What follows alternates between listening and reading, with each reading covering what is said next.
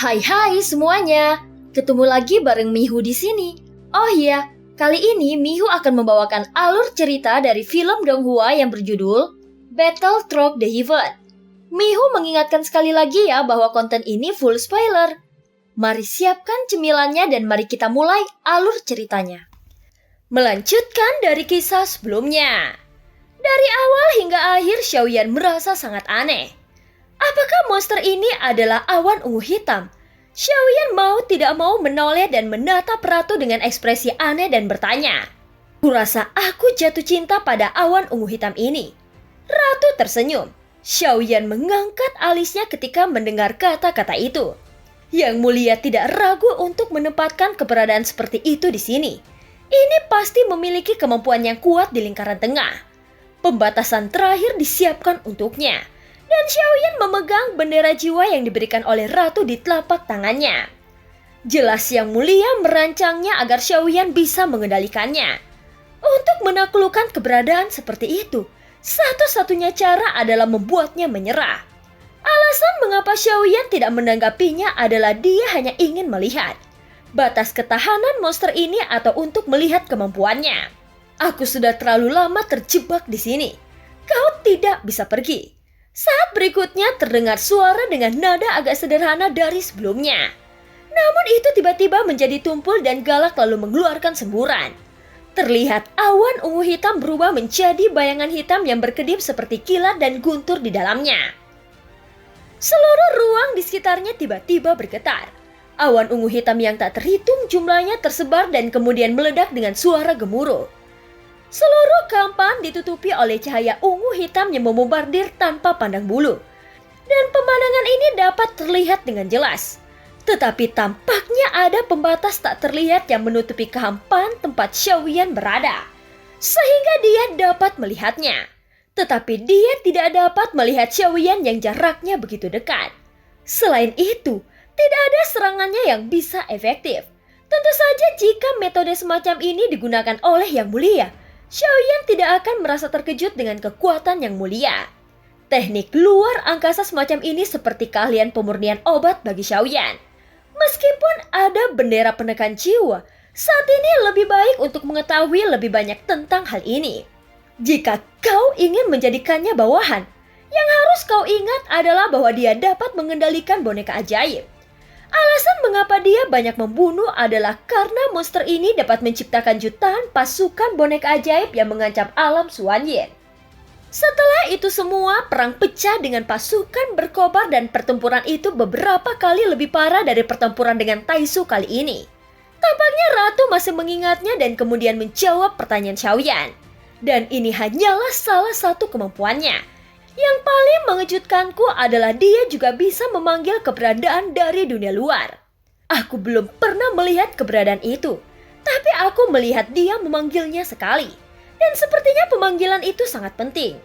Walaupun untuk itu dia harus membayar harga yang sangat besar, tapi dia tidak akan mati atau menghilang. Jadi tidak peduli dengan harganya. Meskipun dia abadi, tetapi itu bisa sangat kuat. Karena dia mengintegrasikan kekuatan tertentu di dunia. Jika dia terlalu banyak mengkonsumsinya, itu mungkin akan membuatnya kehilangan kewarasan. Ucap Ratu melanjutkan. Mendengar apa yang dikatakan Ratu, sepertinya keduanya sangat menakutkan. Menciptakan jutaan pasukan boneka dan mampu menghancurkan pasukan berkobar, itu sudah cukup untuk menunjukkan kekuatan dan keberadaan seperti ini. Memulai pertempuran adalah arti dari keberadaannya, dan itu tidak akan lahir tanpa peperangan. Setelah mendengar kata-kata itu, Xiaoyan memahami mengapa Yang Mulia ingin memasukkannya ke dalam rencana, karena dia lahir untuk perang. Selama Xiaoyan dapat mengendalikannya, itu akan sedikit banyak membantu. Jika benar seperti yang dikatakan Ratu dapat memurnikan boneka, dan memanggil makhluk luar angkasa yang kuat, dia memang memiliki kemampuan yang sangat mengerikan. Jika dia mengatur pasukan boneka, dia mungkin bisa menjadi andalan berikutnya untuk menangani pasukan Taisu. Selama percakapan antara Xiaoyan dan Ratu, Yetian yang sudah hampir gila dalam kehampaan mungkin akan menjadi lebih gila jika Xiaoyan tidak muncul.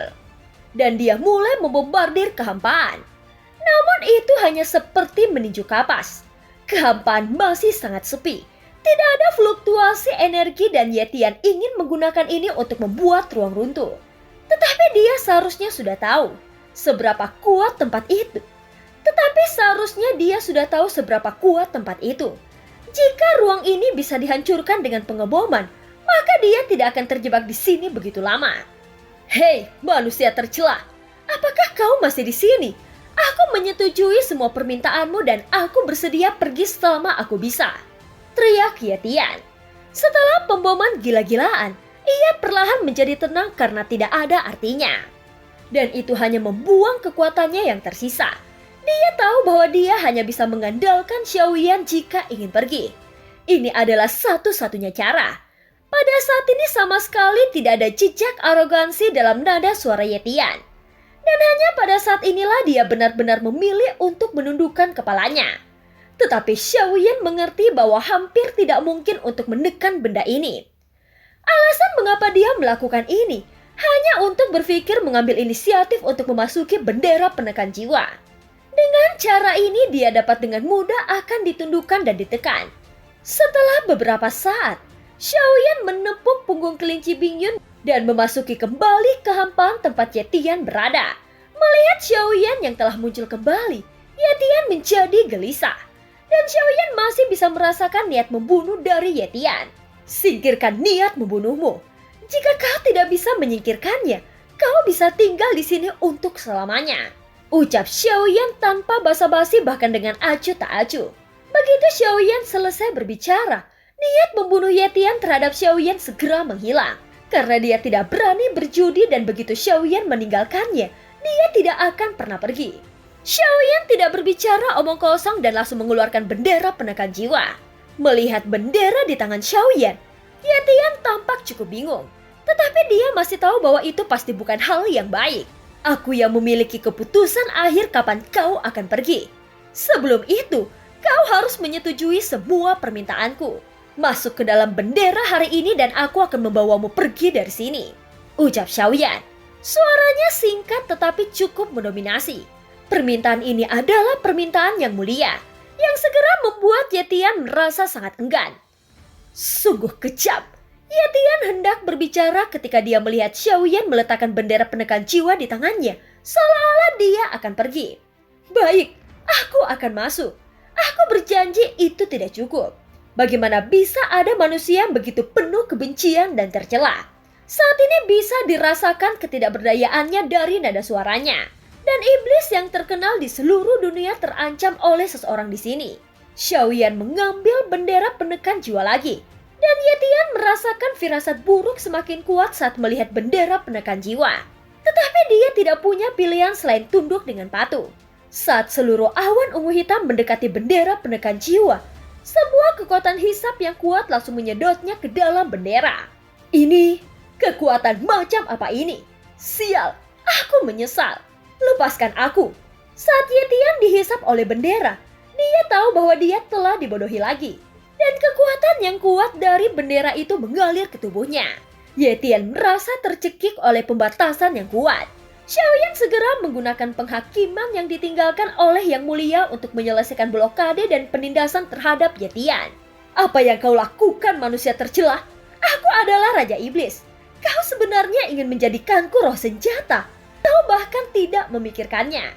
Jika aku tidak pergi, aku tidak bisa melakukannya, ucap Yetian berteriak dengan panik. Kekuatan yang tak terhitung jumlahnya di bendera menyapu dari segala arah. Itu seperti rantai besi yang bergegas ke awan semu hitam dan meleleh di ujung rantai besi yang tak terlihat. Dapat terlihat bahwa Yetian ingin bergegas keluar. Tetapi setengah dari awan ungu hitam yang keluar ditarik sepenuhnya lagi.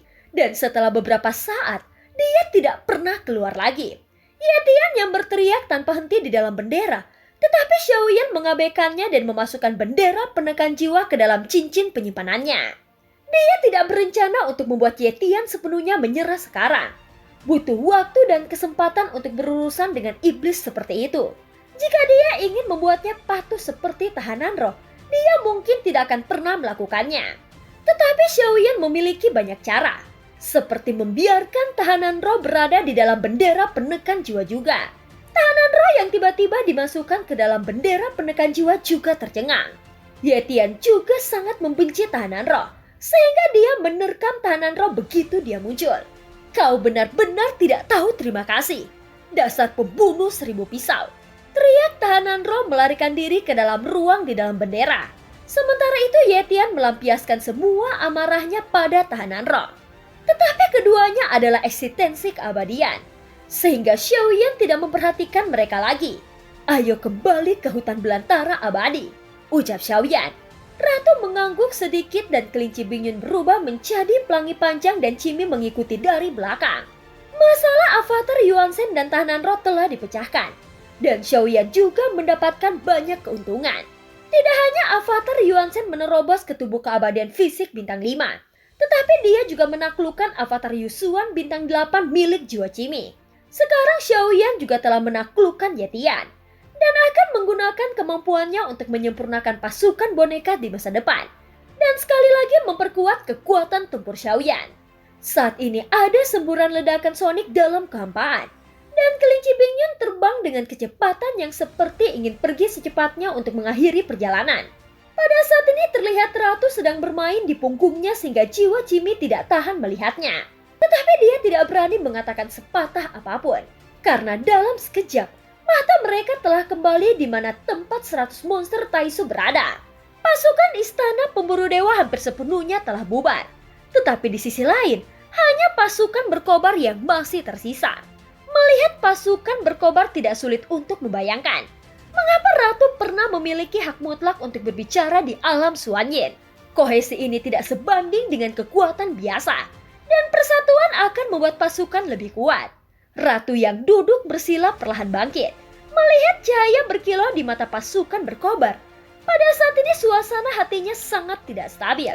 Sudah waktunya untuk mengucapkan selamat tinggal kepada mereka.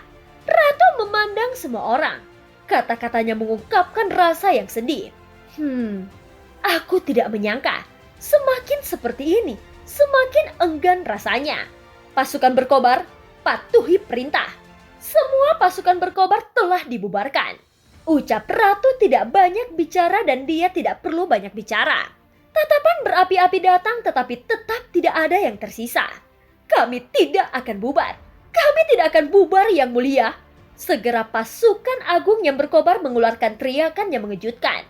Suara mereka seperti guntur yang bergulir dalam kehampaan. Xiaoyan menyaksikan adegan ini. Dan Ratu mengepalkan tinjunya sedikit. Wajahnya berangsur-angsur menjadi serius. Sosoknya tertahan dalam kehampaan, gaun tipis di tubuhnya terlepas dan berubah menjadi baju besi yang mendominasi. Lalu dia melambaikan tangannya dengan kasar. Pasukan berkobar, patuhi perintah. Pasukan berkobar, bubar. Teriak suara Ratu. Dan seluruh pasukan berkobar terdiam sesaat tanpa satu suara pun keluar. Ini adalah pertama kalinya bahkan Xiaoyan melihat keagungan Ratu seperti itu. Segera Ratu berbicara lagi dengan tegas. Karena jaraknya jauh, hanya Xiaoyan yang sedikit lebih dekat yang bisa melihat dua lesung pipit melintas di wajah sang Ratu. Mengikuti teguran marah sang Ratu, pasukan berkobar akhirnya bergerak satu demi satu sebagai upaya terakhir. Tetapi kecepatannya tidak cepat, dan mereka berangsur-angsur mulai berpencar. Tapi sepertinya selama Ratu masih di sini, mereka tidak akan benar-benar pergi. Melihat pemandangan ini tidak ada yang tahu isi hati sang Ratu. Xiaoyan menatap sang Ratu. Dia bisa merasakan sakitnya perpisahan ini di hati sang Ratu. Dan rasa sakit ini akan dialami lagi. Melihat pasukan berkobar yang sudah lama enggan pergi. Ratu tiba-tiba menghilang ke dalam kehampaan. Dan Xiaoyan juga tidak dapat mendeteksi kemana Ratu telah pergi. Dan saat Ratu menghilang, tatapan yang tak terhitung jumlahnya mengalihkan pandangan mereka. Dan mereka menjadi sedikit gila. Mereka dengan panik mencari sosok sang Ratu. Tetapi Xiaoyan tahu bahwa jika Ratu ingin pergi, maka tidak ada yang bisa menemukannya. Seolah-olah dia telah sepenuhnya terintegrasi ke dalam dunia ini. Segera Xiaoyan menghela nafas panjang dengan penyesalan. Dan melihat ratusan monster Taisu yang energinya terhalang oleh batasan yang kuat. Dengan kilatan cahaya dari cincin di jari Xiaoyan, bendera penekan jiwa tiba-tiba muncul dan tahanan roh dilepaskan dari bendera penekan jiwa. Setelah dia menggerakkan pikirannya. Kamu, pembunuh 1000 pisau, aku akan bertarung denganmu. Xiaoyan menatap tahanan roh dengan mata dingin dan tegas. Dan kekuatan yang familiar muncul dari atas mata kirinya. Dan Xiaoyan bisa menyegelnya. Pembunuh 1000 pisau, mengapa kau menyatukanku dengan orang gila ini? Dia hampir menyiksaku sampai mati. Ucap tahanan roh menahan nafas, tetapi masih berkata dengan marah.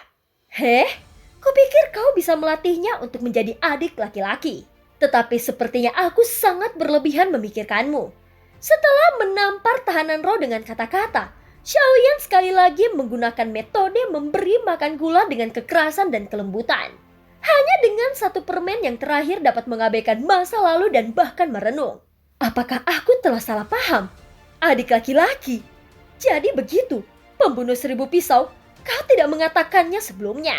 Aku akan masuk lagi dan melatihnya. Dan itu pasti akan membuatnya tunduk kepada guru dengan patuh. Dan dengan kemampuanku, aku pasti bisa menjatuhkannya. Ucap tahanan roh berkata dan tiba-tiba sudut mulut Xiaoyan sedikit terangkat. Tunggu sebentar. Sebelum itu kau harus melakukan satu hal untukku. Ucap Xiaoyan. Melihat banyak sosok besar yang berdiri di ujung kehampaan. Melihat ratusan monster Taisu di ujung. Itu masih sangat mengejutkan dan spektakuler. Setiap kali Xiaoyan melihatnya, dia juga menyesali sumber daya yang dibutuhkan untuk menyerang dunia sangat besar. Tetapi Taisu menggunakan metode perang untuk perang. Sumber dayanya juga berasal dari dunia sensi. Hanya saja Taisu tidak pernah menyangka itu akan dipotong oleh Xiaoyan di alam Xuanyin. Dan film pun berakhir. Terima kasih udah dengerin Mihu dari awal sampai akhir ya. Sampai jumpa.